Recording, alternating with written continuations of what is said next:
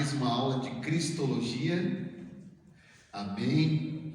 Abra comigo, por gentileza, a nosso material, nossa apostila, na página 133, 133. Hoje o tema é os magos do Oriente. Alguém lembra do último tema da semana passada? Alguém lembra? Hoje o tema de hoje é uma continuidade do tema da aula passada, da terça-feira. Quem lembra? Jesus nasceu. O tema. Nasceu na... Isso. O Senhor Jesus nasceu na plenitude dos tempos, né? Amém? Quem não estava na última aula, está no YouTube, né? Está no YouTube a aula, glória a Deus, aumentando lá o número de inscritos, visualizações, tem sido bênção de Deus também no nosso canal, né? Jesus nasceu na plenitude dos tempos, só para refrescar a memória, amém? Como eu sempre faço, os primeiros 5 minutos, às vezes vai a 10 minutos, mas é mais nada do que isso. O que é plenitude? Alguém lembra? A maioria estava aqui na última aula, né? O que é plenitude? Me ajude. Vai cair na prova, irmãos. Isto. O Caleb está dizendo que é o ponto culminante, o melhor momento, o ápice, né? Vamos anotando, queridos, porque pelo menos, olha só, nós estamos em julho. Acredito que até a primeira quinzena de agosto nós vamos estar aplicando uma prova, tá? Sobre a disciplina de Cristologia. E qual que é a ideia? Pelo menos uma pergunta, são 28 perguntas. Pelo menos uma pergunta dentro de cada tema. Uma tema vale nota, vale 10. Quem tirar 5.5 passou, 5.6 é a nossa média, tá? Eu tenho aqui uma grade com as notas anteriores que está fazendo conosco desde Bibliologia, agora me falhou. Teontologia e Cristologia. Está lá no final. A nossa próxima matéria será Angelologia. Acredito que na segunda quinzena de agosto a gente já vai para a matéria de Angelologia. Tema importante também, assunto dos anjos. Inclusive eu vou usar bastante o projetor, porque tem muita imagem, muita ilustração. Dá para botar o projetor até aqui, né? Amém. Daqui a pouco aqui fica até melhor. Nós temos um pequenininho que dá para projetar aqui. Amém. O que é plenitude? Tempo oportuno. Quem lembra daquela ilustração do dia? Qual é a plenitude do dia? Que horário é? Meio-dia. Meio-dia é a plenitude do sol ou do dia. É o horário mais claro do dia, né? Praticamente não se tem sombra, certo? Olha que legal isso, né? Jesus nasceu na plenitude dos tempos. Foi um tempo preparado por quem? Por Deus. A palavra de Deus tem profecias a respeito de Cristo e profecias a respeito do seu nascimento. Quem está acompanhando os devocionais aí? Amém? O que é o devocional? Profecias a respeito de Cristo e o seu cumprimento. Lá na página 139, vocês vão ter aí como manual, 139, vocês têm as profecias a respeito de Cristo. Então, na semana passada, nós lemos ali o item número 7. nascimento em Belém, Belém Efrata, amém? Depois, não nasceu em Belém, tem tudo a ver com o tema aqui hoje, tá? Depois nós conhecemos, como que a gente conhece Jesus, né? Pela sua região que ele nasceu. Nós sabemos que ele nasceu em Belém, né? Nasceu em Belém. No Natal se canta, né? Mas nós conhecemos como Jesus, quem sabe? Nazareno, porque ele se criou na cidade de Nazaré, que era na Galileia também, né? Mas isso é muito relevante, isso é muito importante na cultura judaica, né? E para muitas pessoas em muitos séculos, nós vamos chegar lá, falar sobre isso, mas ele nasceu na plenitude dos tempos em Belém. Aí vocês têm aí no item, hoje nós vamos para esses itens aí, tá? O 8, nome Jesus. Estou na página 139, tá, irmãos? O item 9, nome Emanuel. Nasceu Jesus. Olha aí que benção, que significa Emanuel? Deus presente, Deus bem perto ou Deus conosco. Deus presente, Deus bem perto ou Deus conosco, o Emanuel, né? E o item 10 aqui, deixa no olho aí, tá? O item 10 é o que eu falei aqui, o nome de cidadão, que é o que nós vamos praticamente no finalzinho da nossa aula trazer para os irmãos. Muito bem, queridos, a gente sempre teve uma ideia, ainda mais na nossa cultura, vamos falar sincero, né? Nós estamos no Brasil, certo? E nós sofremos uma influência muito forte do catolicismo, né? Há um tempo atrás, a maior religião no Brasil era o catolicismo. Isso é o tema para discussão, por quê? Porque muitos se dizem católicos, mas não vão na igreja na missa domingo, sim ou não? Já diz que é católico. E vamos colocar aí 20 anos atrás, 30 anos, nascia alguém, já colocava lá católico. Por quê? Porque o Brasil, nossa nacionalidade, ela tem essa cultura católico-romana. E quando nasce uma criança na nossa cultura, como que é? Todos nós que estamos aqui, mas assim, ó, sem sombra de dúvida, já foi convidado para ser um padrinho, é isso?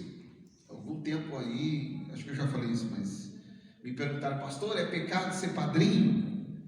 Pecado é tu não aceitar o padrinhado.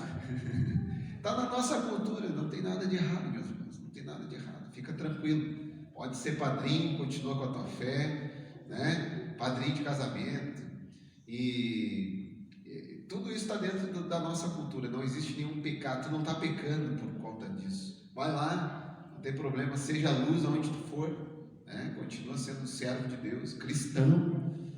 Que cristão também é outro termo. Esses dias até meu filho, né, de 8 anos, ele falou, não pai, a gente é evangélico, está mais correto, porque cristão todo mundo é, cristão é seguidor de Cristo, mas o católico também é cristão. Eles são nossos irmãos? São nossos irmãos em Cristo, tudo bem, porém nossa doutrina não é a mesma deles. E aí entre cristãos tem um emaranhado assim de doutrinas diferentes, e o catolicismo não. O catolicismo ele tem, a gente pode dizer que uma uniformidade, ele só tem um padre, nós temos várias convenções, várias doutrinas, várias placas, ele só tem uma, né? Entretanto, agora 2019 foi o último, né? Já se diz que no Brasil os evangélicos, mesmo assim, um de uma igreja mais tradicional, a outra mais pentecostal, a outra neopentecostal e outras aí afora, já somos em torno de 30% do nosso país. Isso é o IBGE que diz. E o número de católicos, claro, decresceu vertiginosamente, que na verdade eles só se diziam católicos, né? Eles não eram praticantes, ou então quando nascia já se colocava no catolicismo. Tem tudo a ver com o tema aqui, tá? Eu vou chegar lá. Então o que acontece? Alguns entendidos dizem que daqui a 5, olha só, é bem rápido isso, 5 ou 10 anos, no Brasil nós já seremos em torno de 40%, porque está crescendo o número de evangélicos, não de cristãos, de evangélicos, está crescendo cada vez mais e mais. Quando nascia uma criança, a gente tem o hábito de levar presente, né? E nós tínhamos na nossa ideia, na nossa cultura, o presépio. Quem já viu o presépio? Todo mundo se criou vendo. Embaixo do pinheirinho de Natal, né? Tinha lá os cabelinhos. Eu lembro, né? Tinha lá Maria, José, uma vaca, isso, uma ovelha, a estrebaria, né? E a manjedoura ali, não tinha? Eu já vi encenação de Natal, é bonito de ver, né? Por quê? Porque está na palavra de Deus, que está inserido. Isso é uma encenação bíblica, a gente pode dizer assim, que aconteceu de fato. E lá estava o menino Jesus. Mas Jesus, ele nasceu na plenitude dos tempos, ele veio nascer. É bom que se reafirme que ele foi concebido de forma sobrenatural, através do Espírito Santo, e nascido de forma natural, como eu sempre falo, de parto normal, né? De uma virgem, né? Isso foi o tema da última aula.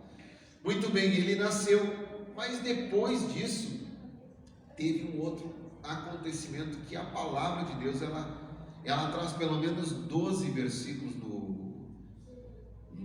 dos evangelhos aqui, no evangelho de Mateus, nós vamos ler agora, no capítulo 2, ele era judeu, né, Caleb? O Mateus aqui, né? E ele se preocupa no capítulo 1, você já deve ter lido, de uma genealogia. Esse que nasceu daquele, que gerou aquele, que foi gerando, enfim, para chegar onde? Na linhagem. Pode falar. É interessante que o Mateus liga Maria a Davi, e acho que é em Marcos que liga a genealogia de José a Davi. Os dois eram como se fossem primos distantes, José e Maria. Então, mesmo que a paternidade na época fosse estabelecida pelo pai, para os judeus Parei, volta aí que isso aqui é bom. Para os judeus, a nacionalidade ela é passada pelo ventre, não pelo pai. Isso. Então, se uma mulher judia tivesse um filho com romano, o filho era judeu, porque a mãe era romana. Mas se fosse o contrário, seria romano. Hã? O que eu falei? Tá. Se uma mulher judia tivesse filho com romano, o menino era judeu porque a mãe era judia. Então, mesmo que para hoje nós fôssemos dizer, mas a paternidade, a nacionalidade é passada pelo pai, José também era descendente de Davi, Maria e José. Então, por ambos os lados, mesmo que negasse a paternidade divina de Jesus, a paternidade terrena ainda ligava ele ao berço de Davi. Que fala da divindade de Cristo, né? Então, se vocês observarem, só dá uma passada de olho assim, tá? No Evangelho de Mateus, aí no capítulo 1, vocês vão ter lá no verso 1, registro da genealogia, é como se fosse uma certidão de nascimento, da filiação, da árvore genealógica, né? Registro da genealogia de Jesus Cristo, filho de Davi, filho de Abraão. Quem pediu lá na plenitude dos tempos? Quem pediu um recenseamento? Quem que pediu para que aquelas pessoas que eram do exército de Davi se alistassem na terra de Davi? Quem pediu? O imperador, chamado César Augusto, nos tempos de Cristo, certo? Mas isto, eles estavam em uma outra região e Maria estava gravidinha, né? Com as mãozinhas já nas costas, assim, talvez aquele pouquinho de dor de parto já, né? Mulher sempre teve dor de parto, não foi o pecado, não foi por causa do pecado, viu, irmãs? O pecado multiplicou. Aumentou, talvez era que nem uma dorzinha de cabeça, viu? Não fique triste. Atinho nasceu. Tem gente que diz assim, por causa do pecado eu vou ter que trabalhar, né? Deus amaldiçoou o homem. Não. Não foi, não.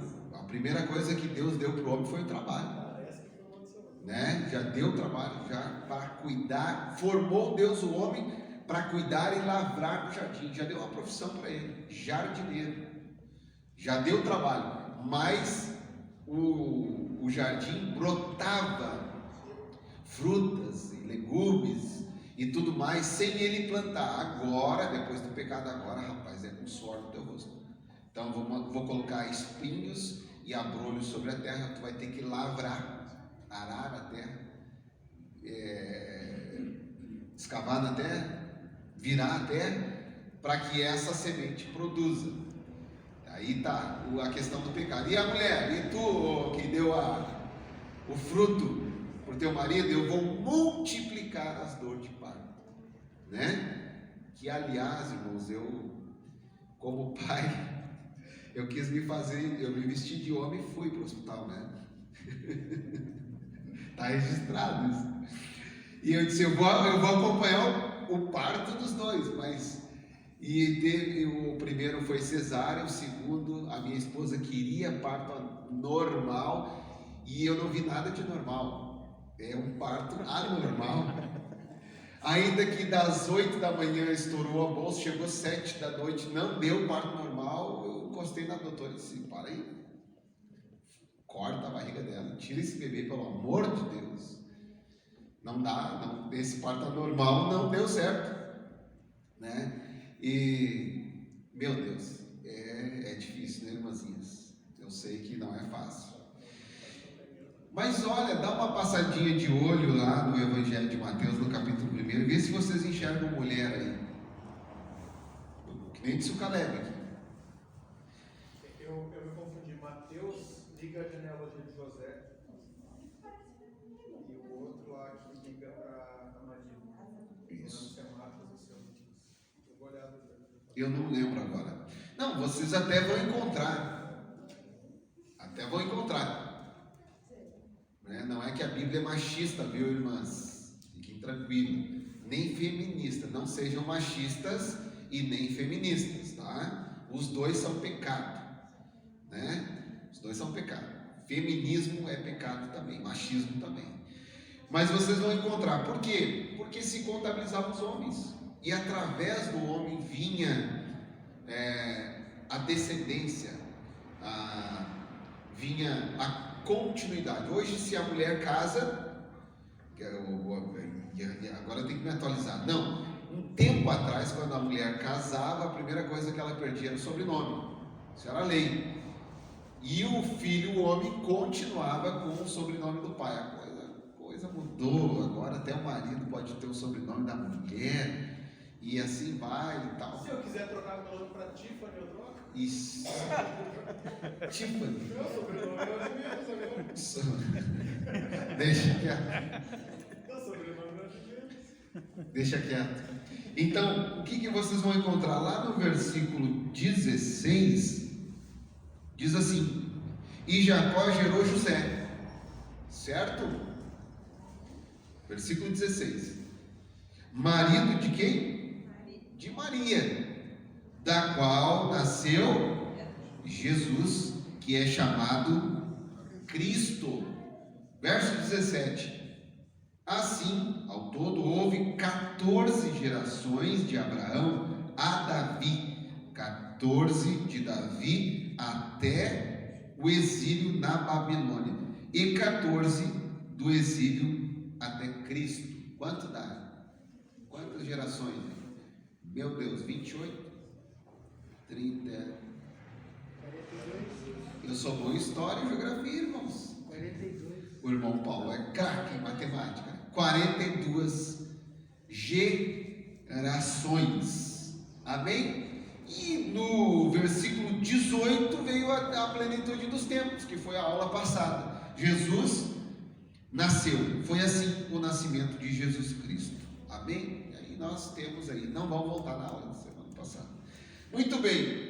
Depois do nascimento de Cristo, houve um fato que a Bíblia se preocupa, e que nós estamos aqui para estudar esse fato, esse momento, esse acontecimento. E aí, irmãos, nós precisamos observar a palavra de Deus. Porque quantos de nós aqui não falou assim que vieram os 3 reis magos, né? Não foi? Os 3 reis magos vieram visitar Jesus e trouxeram um presente, mas não tinha nenhum rei ainda, gente, né? Lá no presépio se coloca também uma estrelinha, e esses reis ou esses pastores, né, sendo orientados por essa estrelinha. Será que ela é literal, essa estrela? Será que ela é real? Será que ela é metafórica? Agora você fica pasmado, né? Ih, rapaz, a gente se criou com isso, está na nossa cultura isso. Não se deixa de contar isso. Não, no presépio também está lá a visita deles. A gente se criou com isso. E como é difícil, né? Quando a gente confronta depois a verdade com aquilo que nós aprendemos. Então nós vamos aprender junto hoje. A visita dos magos, que a Bíblia diz que é do Oriente. Que Oriente é esse? Vamos ler o texto. Os presentes não foram dados no estábulo. Primeiro, 3 Perfeito. 3 pastores, 3 não, nem fala de 3. Pastores foram lá e visitaram quando ele nasceu e não deram presente nenhum. Daí 2 anos depois, os magos do Oriente viram o sinal. Não deixa, vamos deixar surpresa para depois, cara. Então, nós sempre ou também tivemos a ideia de que no momento do nascimento é que houve a visita, né? Que nem o Caleb está falando. Mas não, gente, a Bíblia conta diferente. Então o presépio estava errado? Estava errado. O texto mostra diferente. Então, como eu digo, foi uma encenação, né, uma montagem, para nos mostrar esse fato. Mas ele tem momentos diferentes. Agora, a visita, conforme diz o texto, é na casa. Jesus tinha uma casinha também, viu? Depois de algum tempo, foi a visita, e aí chegou o momento de presentear. Então, nós vamos analisar o texto junto. Amém? Vamos analisar o texto junto. Lá na página 139, vamos voltar para a página 139. Eu preciso, para montar o quebra-cabeça na nossa cabeça. Na página 139, eu quero pedir para algum dos irmãos lerem lá no item 13, tá? Página 139, item 13. Algum irmão lê para nós aí Jeremias 31, 15. E outro irmão vai ler para nós Mateus capítulo 2, versos 17 e 18. Quem pode ler para mim? Jeremias. Jeremias. Bíblia, viu, irmãos? Estudo bíblico. Anotem tudo que vocês puderem.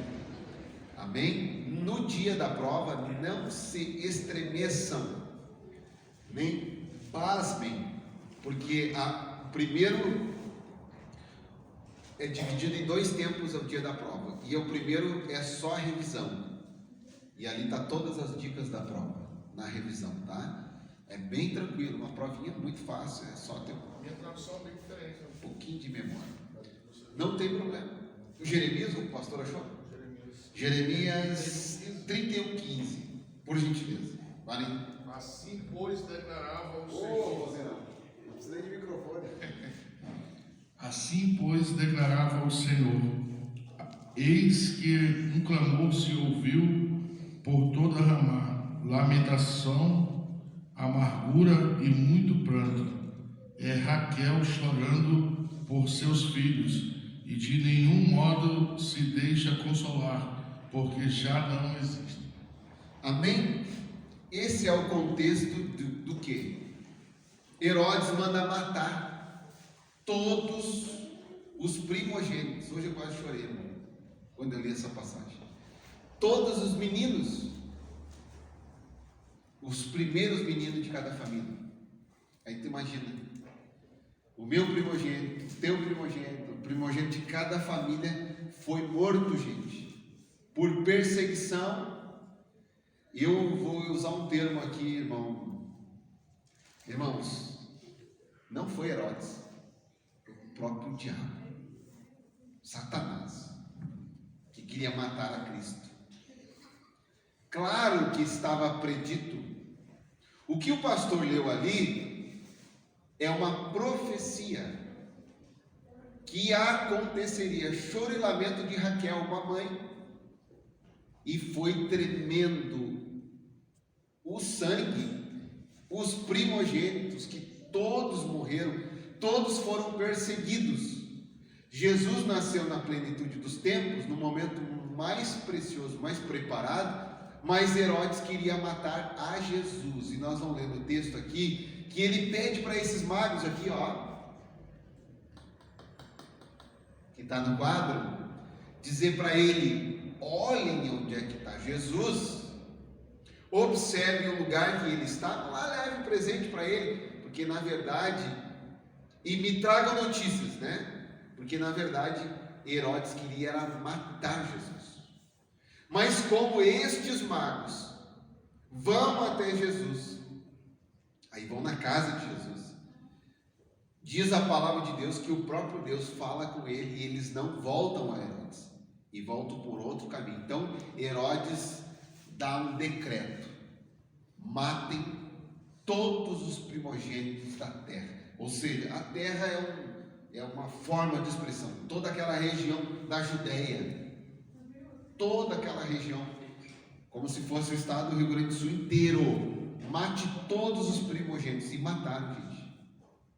Todos foram mortos. Aqui em Mateus é um cumprimento da profecia já. Amém. Agora quem leu para nós Mateus capítulo 2, verso 17, né? E 18. Se vocês pegar a página 139, gente, e começar a ler essas referências aí, vocês vão ser maravilhados. 18. Mateus capítulo 2, verso 17. Alguém que não leu quer ler? Para nós? Um vozeirão que nem o pastor César, assim. Imposta a voz aí. Achou, irmão Luciano? Achei. Lê para nós, por gentileza. Então se cumpriu o que fora dito pelo profeta Jeremias. Ouviu-se uma voz em Ramá, choro de grande lamentação. É Raquel, que chora por seus filhos e recusa-se ser consolada, porque já não existem. Meu Deus, quando eu li isso eu quase chorei. Recusa-se ser consolada. Não tem consolo, acho, né? Perder um filho. Meu Deus, acho que não. Porque não é o natural da vida, né? É contrário à sequência da vida. Tudo isso para que nós não tivéssemos o nosso Jesus. Meses de vida, gente, nesse contexto aí, tá? Meses de vida. Então hoje nós vamos trazer com mais clareza este período, esse momento da visita desses magos, a finalidade. E aí a gente muitas vezes passa despercebido, né? Como é bom estudar, né? Mas esse momento foi histórico, mas muito relevante também, porque tinha um propósito de Deus para a vida do próprio Cristo. Esses 3 magos que foram na casa, é os mesmos 3 pastores que foram visitar ele no nascimento? Boa pergunta. A princípio não. Vamos examinar o texto. A pergunta do pastor. E não eram 3, né? Vamos examinar o texto. Os pastores eram 3, os que foram no nascimento eram 3. Né? Acho que era. Então, este fato, olha lá, voltemos para a página 133, amém? Apostila 133. Este fato, meus amados, nós temos esse relato, né, na palavra de Deus, tanto em Mateus quanto em Lucas, tá? Depois eu vou ver aqui na harmonia dos evangelhos, né? Você sabe que isso, quando se tem, por exemplo, um milagre, a cura do cego, tu encontra em Mateus ou em Marcos, ou em Mateus e em João. Isso chama-se harmonia dos evangelhos. Só deixa eu dar uma passadinha aqui nos primeiros capítulos do Evangelho de Lucas. Mas grande é seu galardão, meu amado. Olha, lê o pensamento, lê até pensamento. Meu Deus, deixa eu ver aqui. Pode falar, meu amado. A mirra, ela é usada pelos judeus como analgésico. Vamos chegar lá, eu vou. Tu vai chegar que eu não sei. Não, mas tu vai me ajudar. Ah, tá. Viu, meus amados? No capítulo, olha que. Como é que a gente vai dizer? A Bíblia não era dividida no seu original em capítulos e versículos, mas deu aqui uma coincidência. Também no capítulo 2 do Evangelho de Lucas, vocês têm o nascimento de Jesus. E no verso 1 diz assim: naqueles dias César Augusto publicou um decreto ordenando o recenseamento de todo o Império Romano. Este foi o primeiro recenseamento feito quando Quirino era governador da Síria. E todos iam para a sua cidade natal a fim de se alistar-se. Assim José também foi da cidade de Nazaré, da Galileia, para a Judéia, para Belém, cidade de Davi, porque pertencia à casa e à linhagem de Davi. Ele foi a fim de se alistar-se com Maria, que lhe estava prometida em casamento, esperava um filho. Deixa eu só dar mais um. Isso, lá no versículo 8 fala os pastores e os anjos, tá? Eu estou aqui no Evangelho de Lucas. Então, o mesmo relato vocês vão encontrar tanto em Mateus capítulo 2, tanto em Lucas capítulo 2. Também tem outra coincidência na Bíblia, Lucas 4 e Mateus 4, tentação de Jesus, né? João 3,16 e 1 João 3,16 também, os dois falam o mesmo tema, o amor de Deus. Você leu Lucas 2 até qual agora? Ou só por... Não, eu li os últimos 3 versículos. Lucas 2. Do 8 em diante. Não, eu li os primeiros versículos.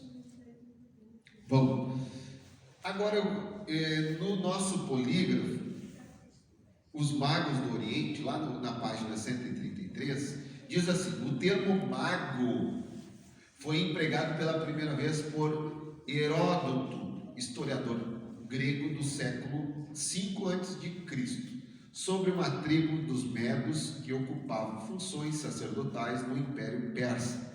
Outros escritores clássicos mencionam o termo como sinônimo de sacerdote. Olha aí, o mesmo que mago, tá? Complementando isso, o texto de Daniel 7:20, 2:27, 5:15 aplica a palavra a certa classe de sábios ou astrólogos que interpretavam sonhos e mensagens dos deuses do paganismo. Então, mago é um sábio, resumindo, é um sábio. Hoje a gente ainda ouve, né? O mago fulano de tal, né? Então, nesse contexto de Daniel, eles traziam lá sátrapas. Olha que nomezinho complicado. interpretar sonhos e visões. Em termos odiernos, mago pode significar um erudito que se dedica e se distingue no campo da astronomia, da matemática, da astrologia, da alquimia e da religião. Entre os babilônios, por exemplo, o vocábulo era aplicado aos escribas sagrados, uma ordem de sábios que tinha o seu cargo os escritos sacros, que passaram de mão em mão desde o tempo da Torre de Babel. Talvez o vocábulo mago no Novo Testamento tenha assumido uma posição negativa generalizada devido aos acontecimentos que envolveram Simão Elimas, que a Bíblia chama de o mago, mas aí é mais relacionado ao mágico, ele fazia magias e artes e tudo mais, né? Bom, vocês têm aí agora a origem dos magos, tá? A origem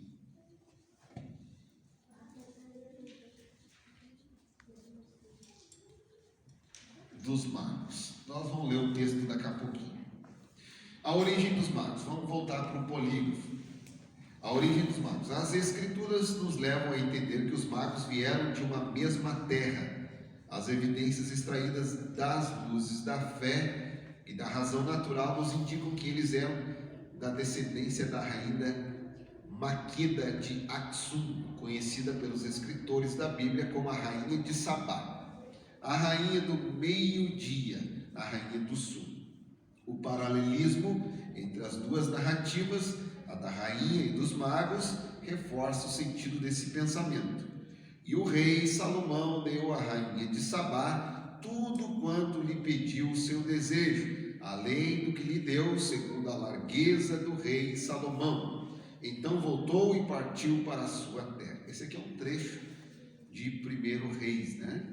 E sendo por divina revelação avisados em sonhos para que não voltassem para junto de Herodes, partiram para a sua terra. Esse é o texto que nós vamos ler. Existe, entretanto, uma grande dificuldade para os eruditos no que diz respeito à terra natal dos magos. Eles vieram do Oriente, isso é o que a Bíblia diz também. Mas o termo Oriente se refere ao Oriente geográfico ou Oriente astronômico. E agora? É uma pergunta, né? Apesar de a forma singular Anatole, do grego leste, em relação ao nascer do sol, induzir a conclusão de que o sentido é astronômico, o sentido geográfico mostra-se mais coerente quando se faz uma análise histórico-cultural. Para muitos, a expressão voltaram para a sua terra dá a entender que eles eram oriundos de um só país. Aqueles que identificam os magos como procedentes da Babilônia. Acho que esses sábios foram influenciados pelas profecias de Daniel, Ezequiel, etc. Isso, entretanto, não oferece argumento lógico para tal afirmação. A posição mais lógica deve ser aquela que já é esboçada acima, isto é, de que tal influência deve ter sido originada na visita da rainha de Sabá à terra de Israel. A tradição ainda acrescenta que durante uma expedição realizada pela mãe de Constantino o Grande, ela encontrou os esqueletos dos magos. Olha aí, da igreja de Santa Sofia, seus ossos foram levados para Milão e por fim transportados para Frederico Barba-Roxa, para a colônia, onde estariam os 3 crânios dos magos numa urna de ouro. Ih, rapaz, a tradição diz que eram 3. E tudo os cristãos, né, ou a maioria, endeusa tudo, né? Já virou santo lá, né? Já acharam os ossos dele, já colocaram na igreja. Por isso que o Senhor, eu creio, né, que o Senhor sepultou Moisés, né? Porque certamente, como é que é? Moshá, ele seria, até hoje é um grande líder, claro, né? Tem a sua... Nossa, por falar mal de Moisés, morre. Se tu falar mal de Moisés, é como se tu falasse mal de Deus. Talvez para alguns judeus, Moisés está acima de Deus. Talvez não, meus amados. Com certeza. Porque por isso foi escrito o 5º evangelho, chamado Carta aos Hebreus. Ele é maior que os anjos, ele é maior que Moisés, ele é maior que o sumo sacerdote. Então, a tradição diz que eram 3 já. Interessante que houve uma missão de resgate, faz uns 10 anos, de judeus etíopes, que são há 3.000 anos estavam isolados em Israel, ainda praticavam a Torá, incluindo a alimentação, e lá é a região onde a rainha de Sabá governava a Etiópia. Então os judeus se mantiveram, para tu ver como essa questão de inculcar a palavra funciona. Existiu há 3.000 anos, mais ou menos, 2.800 anos, a cultura judaica lá na Etiópia, totalmente isolada de Jerusalém. E foram resgatados de um regime totalitário que Eles tinha. levavam muito ao pé da letra, né? A rainha, até agora eu me lembrei do termo, a rainha etíope, né? Rainha etíope. A rainha de Sabá foi visitar Salomão e ficou encantada. Ela levou presente para quem tinha todos os presentes do mundo, né? Salomão pediu, isso foi bondade de Deus, né? É que nem quando alguém me dá um elogio, eu digo bondade sua. Bom, é bondade de Deus, na verdade, tudo que nós temos de bom é bondade de Deus, né? Quando eu falo ao pastor César, como é que tá aí? Tá tudo bem? Ele diz assim, melhor do que eu mereço. É verdade, né? Tá melhor do que nós merecemos. Então eu digo, é bondade sua, é bondade de Deus. Então ela foi ver essa glória, essa riqueza. Ele podia fazer um pedido, era isso? E ele pediu para Deus sabedoria.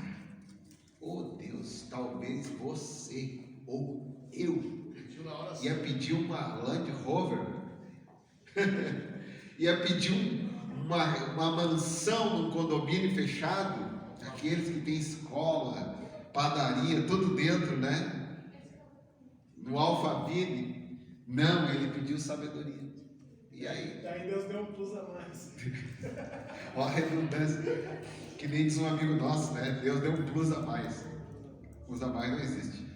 Deu todas as riquezas desse mundo, né? Não houve ninguém como Salomão. Quando alguém chega na igreja, assim, que nem um casaco daquele irmão Paulo, assim, Pelo de cabelo. que não é para qualquer um, né? A gente diz, mas nem Salomão se vestiu em toda a sua glória como destes, né? Como diz um amigo meu, né? Chega com o casaco desse aqui, olha, esse aqui não fala português. Isso é para inglês ver, né? Vem de longe. Isso é só para os escolhidos. Amém. Estou brincando, mas é verdade, né? Então a rainha ficou encantada, levou presente, ficou abismada com tudo que ela viu. Era uma rainha etíope. Então, a origem não se sabe. Oriente ou leste, né? Pode ser geográfico. Irmãos, a gente sempre tem que ter cuidado, viu? Com os termos e as palavras que estão inseridas na Bíblia Sagrada. Muitas vezes é metafórica, é uma metáfora, é um símbolo, é um tipo, é uma figura, e a Bíblia tem muito isso. Tem a questão do autor ali, que estava na hora querendo expressar o sentimento, ser entendido, e aí ele usa de figuras, assim como qualquer outro livro, a palavra de Deus ela é recheada de figuras literárias, né? Isso a gente vai aprender, viu? A geologia trata muito sobre figuras, hermenêutica. A hermenêutica trata, a homilética trata de preparar sermão bíblico. Vamos chegar lá. E a hermenêutica da interpretação de texto. Um advogado, quando ele lê a lei, ele faz hermenêutica. Na faculdade ele faz hermenêutica, que é a interpretação de texto. E ele também, se ele achar um intervalo, uma vírgula, uma coisa em aberto, ele entra pela lei e convence o juiz que ele está correto, porque a lei não foi muito bem preparada. Então, por isso que o juiz ele pode interpretar de diversas formas, porque a hermenêutica dele tem que ser muito boa, a interpretação de texto. E meus amados, eu tenho um filho de 8 anos e eu pelo menos tento fazer os temas com ele, né? A gente pode estudar. Quando vai fazer um tema com o filho, tu vê que tu não sabe nada, tu te sente um nada. Deus, como é difícil. Aí o que acontece? Qual é o maior problema de uma criança? É o maior problema de um adulto. É o maior problema das seitas que tem hoje, igrejas e de cristão. Interpretação de texto. A questão dos magos aqui, exemplo, que a gente está estudando hoje. Se era 3, se era 1, se levou presente, se não levou presente, que era presente, se o presente foi na manjedoura, se o presente foi na casa, tudo é erro de interpretação. Eu me lembro de um trecho da palavra de Deus lá em Atos capítulo 8, que Eutipe lá na carruagem, chegou Filipe, né, e perguntou para ele: tu entendes o que lê? E ele disse: como posso entender se não há quem me explique? E ele disse: olha, eu vejo água, então o que impede de eu ser batizado? Ele entendeu o Evangelho. Porque eu sempre falo em uma máxima, anota aí, quem já fez bibliologia, amém, mas quem não fez, anota. Nem tudo que está escrito é o que a Bíblia quer dizer.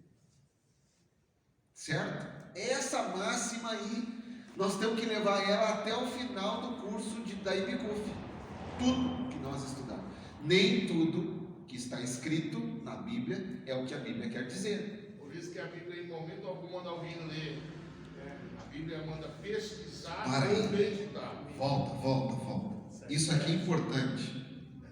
Por isso que a Bíblia, em momento algum, manda ninguém ler. Ela orienta pesquisar ou meditar. Medita na palavra de dia e de noite, para que sejas bem-sucedido em todo o teu caminho. Meditar é pensar, é voltar, é ler de novo, é processar, é interpretar. Salmo 1 e lá Josué capítulo 1, 1 e 7. Medita nela de dia e de noite, medita, pensa. Por isso que às vezes não é tão importante ler toda. A gente está lendo toda, claro que é importante, mas pega um versículo e lê bem aquele versículo. Isso, agora tem que fazer o pastor esses dias me perguntou: pastor, qual é a diferença de mensagem temática para mensagem expositiva? Tá aí, irmãos. Você já viu como é que a gente prega na igreja? Expositivamente. Pega um versículo, explica, esmiuça, palavra por palavra. Nem que no culto tu só leia um versículo, mas o povo que está ouvindo aquele versículo ele entendeu. Na verdade, ele não só entendeu, ele entendeu o que o autor quis dizer. Texto, contexto, tempo, destinatário. Volto na frase. Nem tudo que a Bíblia, nem tudo que está escrito, anotaram aí? Nem tudo que está escrito é o que a Bíblia quer dizer. O que a Bíblia quer dizer, anota embaixo. O que a Bíblia quer dizer. Quer que eu bote no quadro aqui? Ô galera, não me judia. Vamos botar aqui, ó. As canetas tão boas agora. A caneta tá boa. Nem tudo o que está escrito é uma letra, né? Examinar as...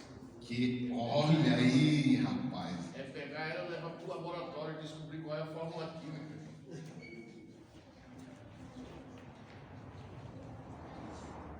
Botei um ponto de exclamação aqui, ó. Nem tudo o que está escrito é o que a Bíblia quer dizer. E embaixo, o que a Bíblia quer dizer, vírgula, é mais importante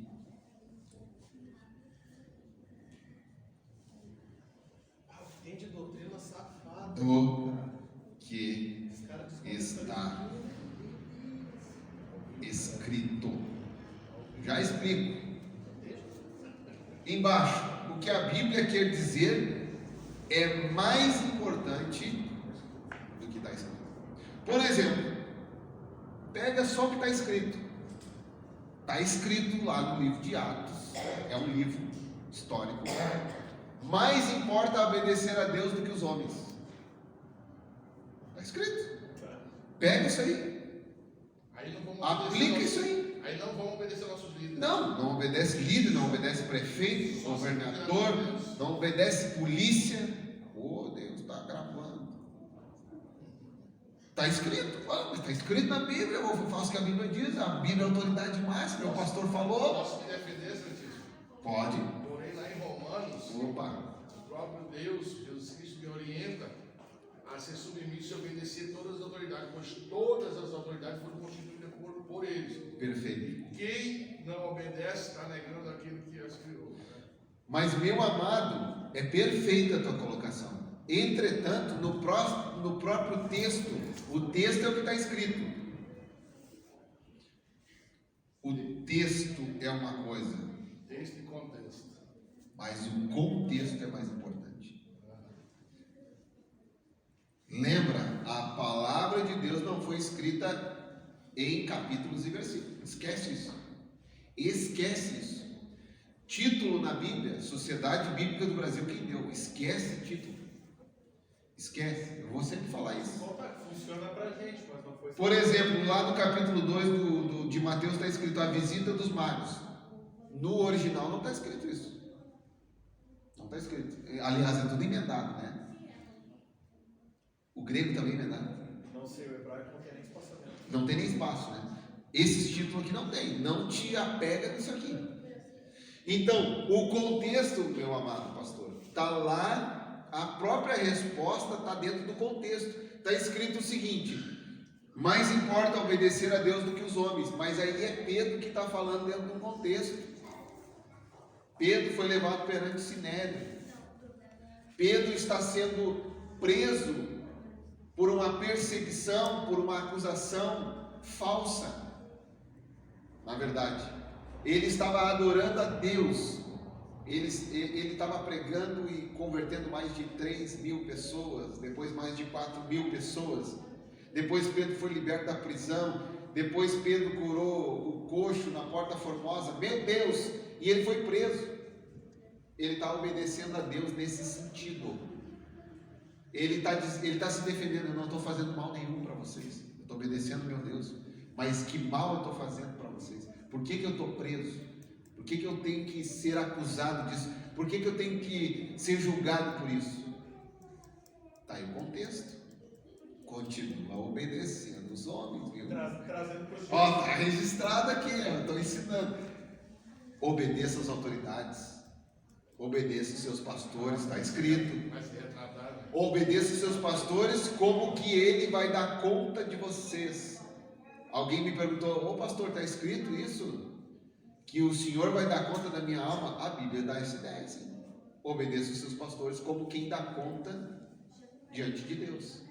Obedeça os líderes, obedeça o chefe, o patrão, obedece o pai, obedece a mãe. É uma cadeia, porque eu também tenho que obedecer, eu também tenho pastor acima de mim, eu tenho que obedecer. E assim vai, obedecer a Deus, obedecer ao governador, obedecer todos. Amém? Quando eu estou honrando um irmão, um ancião, também eu estou dentro dessa cadeia, obedeço. Todos nós somos filhos de Deus. Na verdade, nós somos tudo igual perante Deus, mas nós só temos funções diferentes, responsabilidade diferente também. Amém? Oh Deus, entenderam então que o que está escrito é mais importante? O que quer dizer é mais importante do que está escrito, né? Jesus e os magos. Volta para os magos. Capítulo 2. Porque daí nós vamos entrar aqui na visita dos magos. Nós já vimos sobre a origem dos magos. Nós estamos na página 134.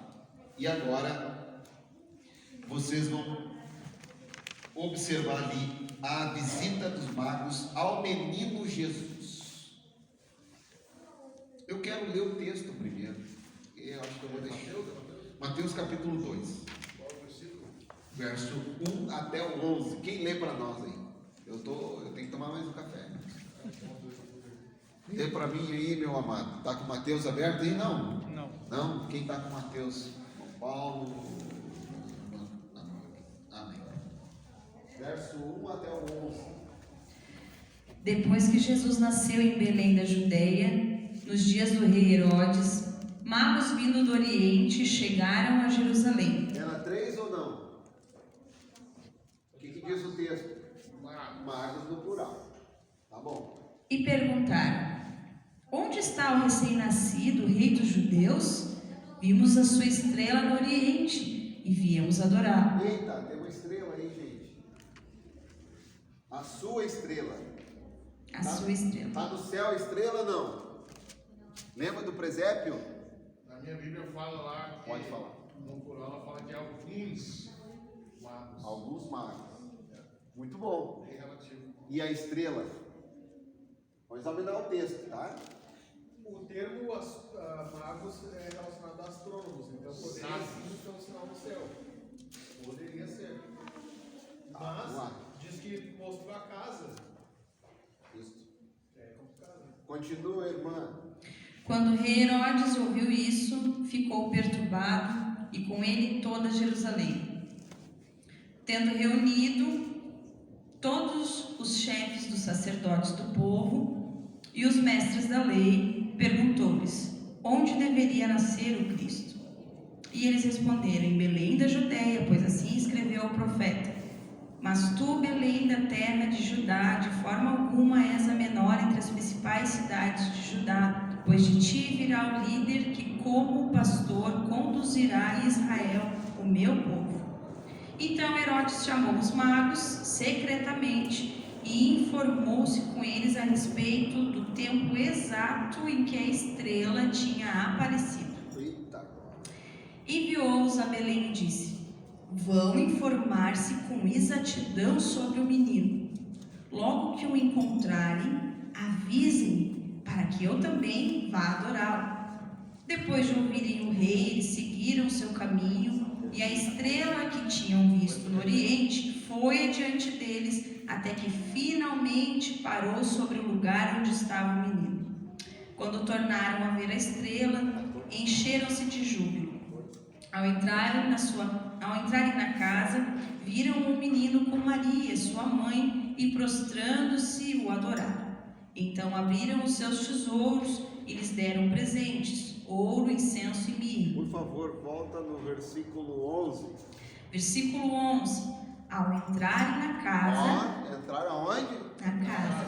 Na casa ou na manjedoura? Na casa. Ao entrarem na No casa. estábulo. Na tua diz o quê? É que falou manjedoura. No estábulo. Ah, bom. Então, examine o texto sagrado, a escritura. Essa é a escritura. O presépio está errado. Ao entrarem na casa, viram o menino com Maria, sua mãe, prostrando-se a adorar. Então abriram seus tesouros, lhe deram ouro, incenso e mirra. E tendo sido advertidos em sonho para não voltarem a Herodes, retornaram à sua terra por um outro caminho. Amém? Tem outro aqui agora. Agora tu vai me ajudar aí com o microfone. Vai passando o microfone para quem quiser falar. Como é bom examinar a Escritura. Fala as Escrituras, que eram vários rolos, né? Só que nós já desmistificamos muita coisa que na nossa cabeça e no presépio estava errado. Lá no nosso polígrafo, vamos ler rapidinho a visita dos magos ao menino Jesus, que foi o que nós lemos, mas depois eu quero me ater à questão da estrela, que está lá mais abaixo. Todos acharam aí em itálico a visita dos magos ao menino Jesus? Então diz assim: os ricos fidalgos do Oriente não encontraram Jesus na manjedoura, como aconteceu com os pastores. Eles encontraram o menino Jesus já em sua casa, com Maria, sua mãe, onde prostrando-se o adoraram. Isto aqui quando a gente vai falar sobre a deidade de Cristo, que é a divindade, que ele não era alguém comum. Imaginem comigo, alguém se prostrar diante de um bebê. Logo, esse bebê era, pode falar alto, Deus. Ele era divino. Ninguém se prostra, não era da cultura dele se prostrar diante de um bebê. Herodes perdeu os mensageiros nesse momento. Foi neste momento No versículo 16. que ele foi traído, né? No versículo 16 de Mateus 2, mostra que Herodes perguntou, antes ali acho que é no 11, que Herodes pergunta, né, quando que a estrela apareceu. Isso. Daí ele pergunta quando os magos falam. Daí lá no 16 fala que Herodes mandou matar todas as crianças com menos de 2 anos. Isso já mostra que entre os pastores que foram visitar Jesus e os magos, havia pelo menos 1 ano e meio, 2 anos aí. Aproximadamente. Porque Herodes sabia quando que a estrela havia aparecido, e ele sabia mais ou menos quando que Jesus tinha nascido. Então ele mandou matar todos abaixo de 2 anos. A estrela tu deixa no óleo, nós vamos estudar agora. Alguma coisa apareceu, foi um ponto de referência, não vou chegar lá, vou falar um pouquinho, mas isso é relevante. Não foi no ato do nascimento, nunca mais nós vamos esquecer dessa aula, amém? Não foi no ato do nascimento a visita deles. Não foi não, eles não estão no presépio. Se vocês veem o presépio, vocês chegam com toda a educação. Não faz isso. Diz, meu amado, abra a tua Bíblia em Mateus capítulo 2. Eles não estavam nessa cena. Esse cara.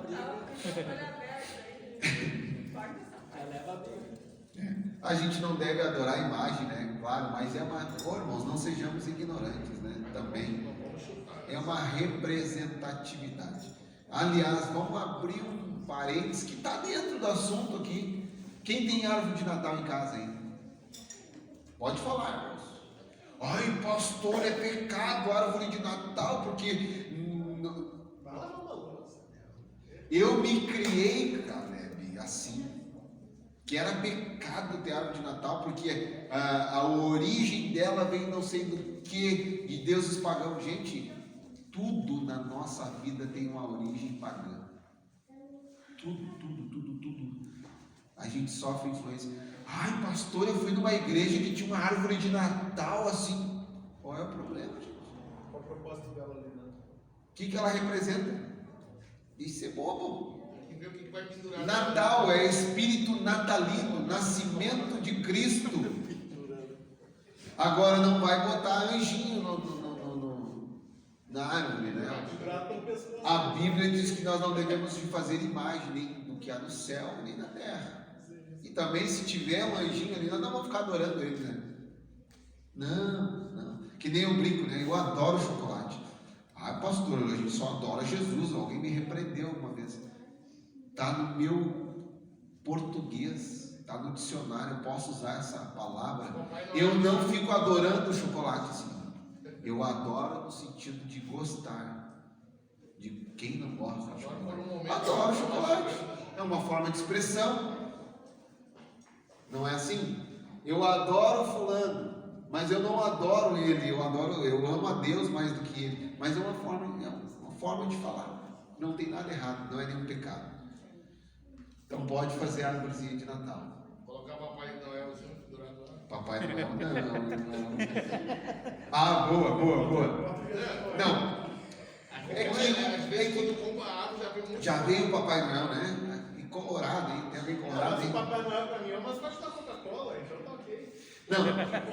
O Papai Noel é que aí qual é a figura mais importante? É Jesus. O significado ali. É muito forte aí com o Papai Noel. Meu Deus. Tá, vamos lá. Senão, vamos voltar pro texto aqui. Tem 15 minutos, tá? Nós já estamos terminando, vamos terminando o horário. Fica tranquilo, tá? Então, esses magos, eles aparecem agora na casa. Onde que era a casa de Jesus? Ô, irmão, cara, não vale. Aonde que era a casa de Jesus? Onde é que ele foi morar depois dessa fuga do Egito, onde ele nasce? Mas depois, mais ou menos aí um período de 1 ano e meio, 2 anos, ele foi para uma vilinha chamada Nazaré. Por isso ele foi chamado o Nazareno. Ele não era de origem de lá, mas ele se criou lá. Alguém certa vez disse: pode vir alguma coisa boa de Nazaré? Aliás, nós que moramos em Alvorada sofremos um bullying. Como é que é? Nem é bullying. Eu só pensei. Não precisa nem pensar, eu sou alvoradense. Pode vir alguma coisa boa de Alvorada?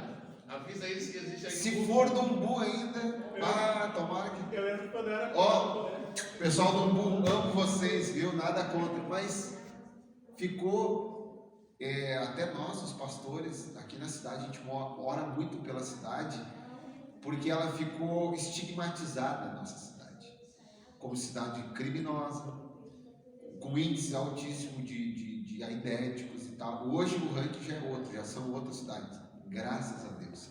Graças a Deus não deveria ser nenhuma, mas Alvorada diminuiu. Sempre vai ter uma cidade campeã, sempre. Graças a Deus, não. Vocês entenderam? Viu? Não. Viu como o que quer dizer é mais importante do que está escrito? Eu quis dizer outra coisa, foi tu que torceu. A sua Alvorada será a cidade mais evangelizada. Glória a Deus. Hoje no país, a cidade que tem mais igreja por metro quadrado em cristão é Santarém, Pará. Foi lá que começou a visão celular e as igrejas se multiplicaram. Isso mesmo. Lá cada esquina tem uma igreja. Assim. Então, tiver outras igrejas aqui, coisa boa. Tomara que tenha mais. Menos bar, menos boate, menos ponto de tráfego, mais igreja, mais pastor, mais irmãos. Né? Existe uma comemoração lá chamada multiplicação das células, que parece final do mundo, final de Copa do Mundo. Isso. Porque nas células, na noite que é a multiplicação, todos no mesmo horário, eles soltam fogos. Isso. A cidade toda fica iluminada de tantos foguetes. Isso. Tudo células das igrejas. A Igreja da Paz, que é do pastor E Henrique. quiseram me pagar uma passagem para ir para lá, para fazer o curso e tal. Ficar um tempo lá, né, para aprender a visão celular. Alguns pastores foram, eles vão todo ano. Esse ano da pandemia não deu. Quando chegou na minha hora, não deu. Né? Mas diz que lá é incrível o que Deus fez lá, né? Então, nós oramos muito pela cidade, trabalhamos muito pela cidade de Alvorada, para que tenha mais igrejas, para que as igrejas cresçam mais, para que os pontos de tráfego diminuam, para que o número de boates, de bares, diminua e aumente o número de cristãos. A gente tem orado para isso e trabalhado para isso, né? Isso é relevante. Mas, irmãos, voltando. Alvoradense, lá no teu trabalho, né? Tem de Alvorada. Cuidado, aí já brincaram assim comigo. Cuidado, que seja de Alvorada. No colégio eu falava Ele vai. No colégio eu falava assim, o que tu quer, meu? Sou de Alvorada, tá louco? Ou então quando queria intimidar alguém, né? Ó, que sou de Alvorada. Tem irmãos de minha mão aqui, glória a Deus, né? Gravataí, glória a Deus. Mas é uma realidade, gente, é uma realidade. A cidade ficou marcada, infelizmente, estigmatizada como cidade dormitório, que não tem emprego. Hoje já mudou muita coisa, graças a Deus, né? Foi para o outro lado, né, cara? Amém. Vamos lá, aqui lá no finalzinho da página 134, para nós finalizar, diz aí, guiados por uma estrela. Aí, irmãos, ó, há muitas interpretações e argumentos sobre os magos e a estrela que guiara a terra de Israel. Mateus 2:2.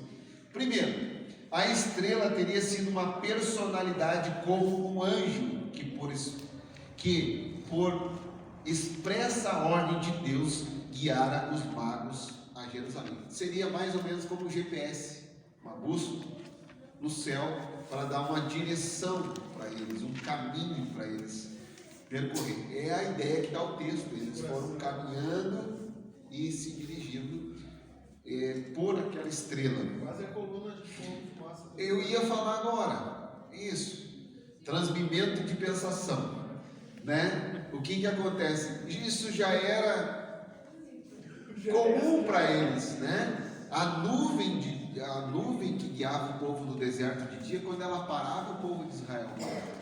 Quando a nuvem se movia, o povo de Israel juntava os seus acampamentos, as mulheres, as crianças. Ô guri, para de jogar futebol, vem aqui mulher, junta as panelas, tudo, e vamos embora, porque a nuvem andava. Isso é incrível, gente, tá na palavra de Deus. E era assim que o povo andava peregrinando pelo deserto. Quando a nuvem parava, o povo parava e se instalava. Às vezes ficava uma semana, 5 semanas, meses ou até anos com a nuvem parada em cima dele. Olha que lindo. E a noite fria do deserto tinha uma coluna de fogo. Oh, glória a Deus, para aquecer eles, né? É tremendo. Então aqui mais ou menos isso. Número 2 ali, página 135. Tanto a estrela como a narrativa seriam um mito, uma criação do autor. Olha aí, para engrandecer a Jesus. E a história do seu nascimento é a ideia que agrada os modernistas, porém não passa de grosseira conjectura, destituída em tudo de mente religiosa, cristã e temente a Deus. É uma insônia, diz aqui o autor. Ele está dando, irmãos, aqui possibilidades. Ele está dando 5 possibilidades do que poderia ser. Viu quando a gente não está entendendo o que está lendo? Generoso ainda. Viu quando a gente não está entendendo o que está lendo, o impacto que causa? Ele está dando 5 possibilidades do que poderia ser a estrela, ou 5 as melhores 5 interpretações de pensadores, de teólogos do que poderia ser essa estrela, tá? Dentro da teologia tem muito isso, né? A gente estuda todos os lados. Interpretação 3, vamos chamar assim: a estrela teria sido um fenômeno divino dado só aos magos como ponto de significação divina, pois ninguém além deles podia vê-lo. Pode ser também, não tem problema nenhum. Um sinal de Deus, né? Podia ser. Ou interpretar, talvez outros vissem, mas não. Pode ser uma questão de interpretação. A quarta possibilidade: os astrônomos Kepler, Munter e Deller, além de diversos intérpretes e teólogos, acreditam que teria sido uma conjunção de planetas. Eu ia falar isso. Pode ser. É o que explica também aquela visão de João, da Virgem grávida, com o sol aos seus pés, a lua. Alguns dizem que sim. Há uns 3 anos atrás aconteceu essa conjunção. Essa conjunção pode ser, levou eles até o menino. E a quinta teria sido um cometa que fizera a mesma rota seguida pelos magos. Fato é que lá no presépio tem ou não tem? A estrelinha assim, né? Mais ou menos, É né? com o rabo para baixo, com a cauda para baixo. Para baixo, assim. E lá estão os pastores, né? Os magos, os 3 aqui, Um né? cajado curvo. Presépio, tá? Sendo guiados pela estrelinha, como se fosse um cometa. Na terceira, que é a estrela, como disse Caleb ali, né? Que talvez só eles pudessem enxergar, como se fosse um sinal, né? Isso. Mas por que Herodes falou na estrela? Verdade. Na estrela. Eu te pergunto quando que aconteceu o sinal, né? Quando que Mas como é que ele sabia da estrela? Né? Conversando talvez com os magos, né? Pode ser. Ó, o irmão está indo pela linha mais correta, que é o quê? Examinar o texto. Que o texto relata Só que diz que Herodes a estrela- sabia da Só que diz que a estrela. estrela parou sobre a casa. A casa. A casa. Quando Aonde que está esse verso? Quando Herodes pergunta, dá a entender assim que ele também Fala no viu. microfone. Mas não é isso, ele queria saber quando, só para ele fazer uma somatória e saber exatamente o período, quanto tempo fazia que ela apareceu para poder matar as crianças exatamente naquela idade ali. Foi isso. Depois dos magos.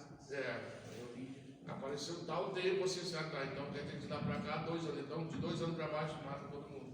Essa foi a. Eu vou ler lá em Números, capítulo 24. Gênesis, Êxodo, Levítico, Números. 2:9. Lê para nós. Tá aí Mateus 2:9. Pode ler.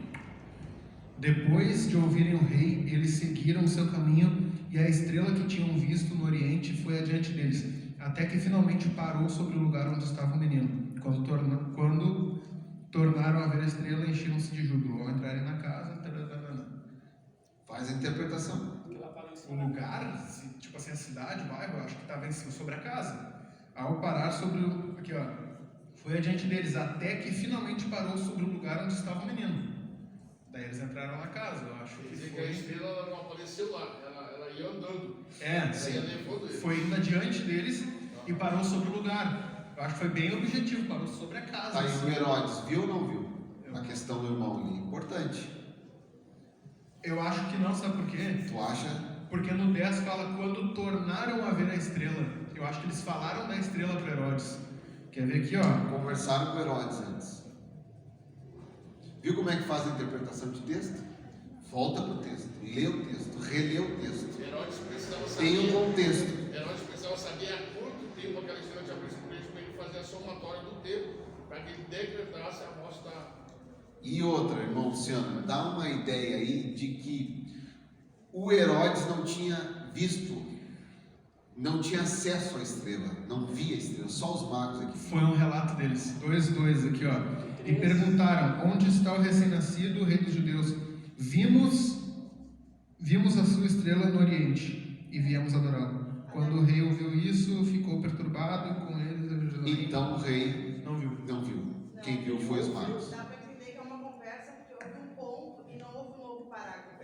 Ali continuou quando os magos falaram, vimos a estrela deles. Eles já sabiam que era a estrela de Jesus. Então já havia uma leitura de alguma forma que aquela estrela seria o nascimento de Jesus. E continua tudo no mesmo parágrafo. Porque eu acho que essa resposta está em Lucas 2, no 13, porque fala que um anjo. Em Lucas 2. Vamos lá. Vem cá. Tem que ter umas 3 referências. Vocês viram que tem 5 interpretações diferentes.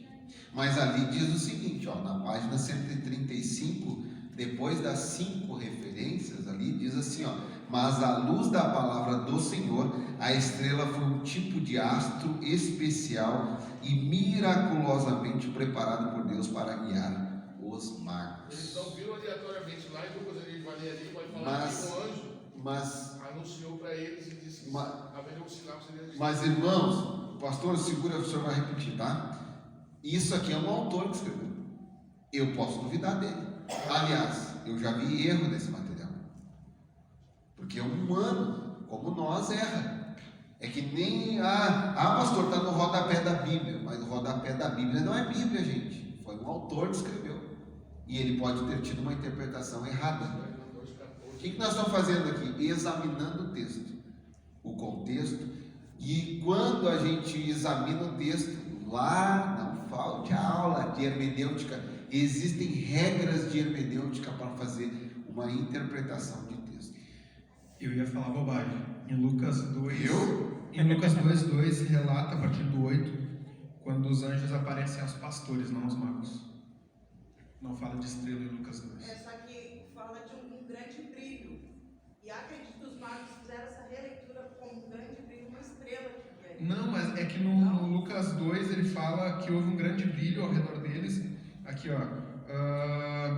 De repente, uma grande multidão do exército celestial apareceu com o anjo, louvando a Deus, dizendo: glória a Deus nas alturas, a paz na terra aos homens, aos quais ele concede o seu favor. Daí A minha interpretação está diferente, tá assim, ó. A versão? 2:8. Naquela região havia pastores que estavam passando a noite nos campos, tomando conta dos rebanhos de ovelhas. Então o anjo do Senhor apareceu e a luz gloriosa do Senhor brilhou por cima dos pastores. Continua. Por cima, eles ficaram com muito medo, mas o anjo disse: não tenham medo. Tinha um Estou anjo. aqui a fim de trazer uma boa notícia para vocês. E ela será motivo de grande alegria também para todo o povo. Continua. Porque não tem como eu fazer uma interpretação no ponto final. Hoje mesmo, na cidade de Davi, nasceu o Salvador de vocês, o Messias, o Senhor. Essa será a prova. Vocês encontrarão uma criança No mesmo instante apareceu junto com o anjo uma multidão de outros anjos, como se fosse o exército celestial. Eles cantavam hinos de louvores a Deus, dizendo: Glória a Deus nas maiores alturas do céu, e na paz na terra para as pessoas a quem Ele quer bem. Quando os anjos voltaram para o céu, os pastores disseram uns aos outros: Vamos até Belém para ver o que aconteceu. Vamos ver aquilo que o Senhor nos contou. Eles foram depressa e encontraram Maria e José, e viram o menino deitado na manjedoura. Então contaram o que os anjos tinham dito a respeito dele. Todos que ouviram o que os pastores disseram ficaram muito admirados. Maria guardava todas as coisas no seu coração e pensava muito nelas. Então os pastores voltaram para os campos, cantando hinos de louvor a Deus, pelo que tinham ouvido e visto. E tudo tinha acontecido como o anjo havia falado. Só que Amém? aqui O Lucas já não se atém à questão da estrela. Não é que não se atenha à questão da estrela. É o anjo, os anjos. Não, aqui fala para os pastores que hoje mesmo nasceu. Isso. Então esses são os Dia do caras que nascimento. foram pro presépio ali. Esses foram os primeiros que aí Esses são os pastores. são os pastores. Em Lucas não tem a náutica do mago. O que acontece? São momentos diferentes. É a visita no nascimento e a visita depois da casa. Agora vocês olhem comigo. Aqui não teve estrela, que é Ô, sociedade bíblica, tem um erro aqui. Por que lá em Mateus capítulo 2, lá no início lá, não tem entre parênteses ali a referência do mesmo relato lá em Lucas? Está errado. Não é o mesmo relato. São momentos diferentes, narrativas diferentes, feita por autores diferentes. Um deu ênfase, os dois momentos são verdadeiros, certo? Mas são momentos diferentes. Uma coisa é o nascimento, aí é os pastores indo lá, no nascimento. O outro é na casa, levando presente, ouro, incenso e mirra. 2 anos depois, Herodes. 2 anos depois. Ah, perfeito, irmão. 2 anos depois. São momentos A visita é direcionada por Herodes. Então, esse brilho que houve aí é outra coisa, é outra situação. Aí foi o momento que os anjos apareceram e que Lucas descreveu isso.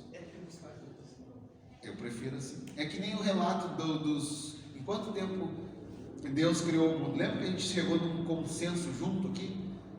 Então é isso, por isso que eu digo que a gente aprende junto, viu, irmãos? São momentos totalmente diferentes, distintos, Bem longe do tempo. em que dá para. E aí sim, por exemplo, se eu dissesse para vocês aqui uma meta, né? Irmãos, me façam a encenação do presépio aqui. Vocês teriam que pegar as duas passagens e verificar. Não, para aí. São pastores, mas São momentos diferentes. Um é pastor que vai lá. e não tem presente. E depois de 2 anos, não tem presente. Não tem presente. Eles só chegam e adoram. Só isso. Porque, irmãos, quando a Bíblia se cala, isso é que a teologia faz. Eu me calo.